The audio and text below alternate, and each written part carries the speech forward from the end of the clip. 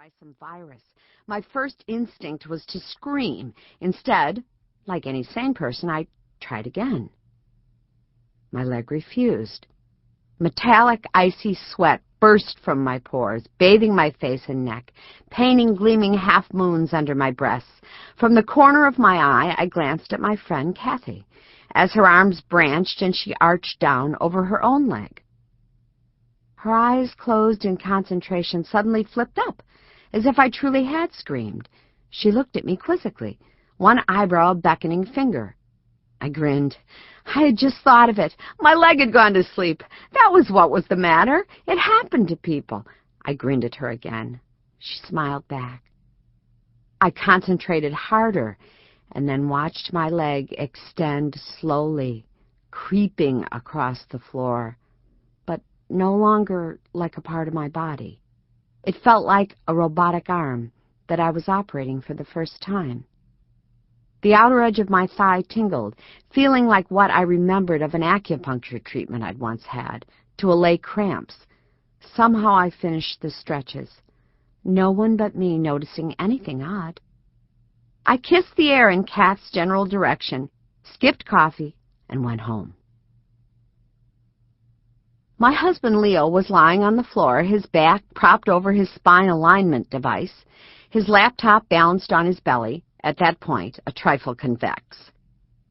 At such times, Leo never seemed overjoyed to see me come in, flushed and refreshed from class.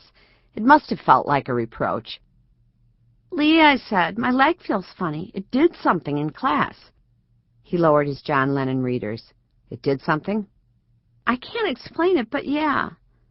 "You're too old for that class, Julie. I've said this 100 times. "No, it's not that," I protested. "Margot Fontaine danced professionally into her 50s. Leslie Caron—" "You're not Margot Fontaine," Leo said, "and you're not Leslie Caron." But then, before I exploded and told him to go to hell, he went and Leotized me, just as he'd done for almost 20 years. "I always saw you as more the Sid Charisse type. The legs and the attitude, too." "Shut up," I told him, already charmed. I looked over his head, outside to our neat and rustic yard with its boulders and perennials, to where my son Gabe, then, 13? Anyhow, too old to be doing what he was doing, hanging upside down from a branch, swinging dreamily like some daylight bat. He was wearing $30 Dockers, special occasion pants. He was ruining them. Back and forth he swung, lithe and odd as a lemur. Something about Gabe out there alone in his solitary but never lonesome-seeming world suddenly felt so precious but fragile. "Leo," I all but whimpered, "Leo, if I get the arnica, will you help me rub this? I can't quite reach where it hurts. It doesn't exactly hurt, really, so much as—" "No, Jules. Come on. You keep on pretending you're 20, you're going to pull a hamstring. You can rub your own leg. I'm busy." "Leo," I said, "get over it. I need your help here." "Julie," Leo, my husband, murmured softly, "what you need to work on more is salvaging the inside of yourself rather than the outside. People are so damned shallow. I think that every time I read another one of these." He gestured at his screen. "Complaints about a professor grabbing a graduate student's butt." "We're talking about my butt, Leo. Also my cardiovascular health and stress relief. How the hell does my exercising get in your way? Ballet and Pilates are very inexpensive forms of therapy for my insides." Later on, I would realize that not one, but 2 terse pieces of evidence had been offered to me on the same day and on a silver platter. Something was amiss in my nervous system and in the ecosystem of my marriage, and I ignored them. For whatever reason, Leo was acting weird. He was not the kind of petty bastard who would refuse to help a limping wife. My Leo would have shaken his head and bitched a little bit more about my obsession with keeping up some vestige of my ancient girlish dancer's fitness, and then gone in the kitchen and gotten the arnica. And so I didn't say, "Leo, what's wrong?" I didn't plop down my things and snipe, "You little shit. What are you, jealous?" That I can still do the splits, and you sit around so much that you can't even bend at the waist? Instead, I went into my room and, wobbling, removed my clothing, showered, rubbed the arnica on myself, and lay on my bed with my own laptop, opening my latest batch of letters, asking for advice, because giving advice is what I did for a living. Isn't that rich? I gave people advice on their personal lives. Me, the poster princess for willful self-delusion. But I was Julieanne Ambrose Gillis.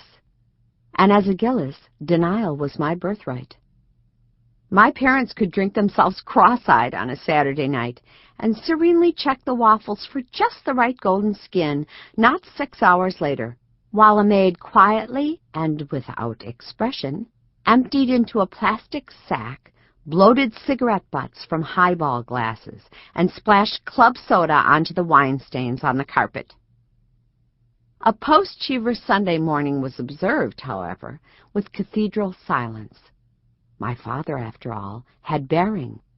He was A. Bartlett Gillis, popular, best-selling, and yet grudgingly respected novelist, once chair of the fiction jury for the National Book Awards, an aside he managed to slip into 3/4 of his conversations. What were a few carpet burns and a ginny stench that could be banished by throwing open the windows set against these achievements?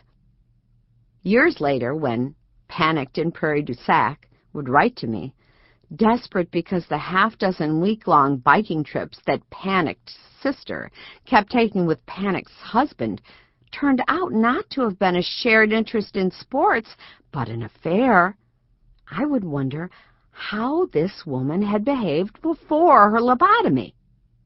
How, I would marvel, could anybody not know? But you can. It's possible.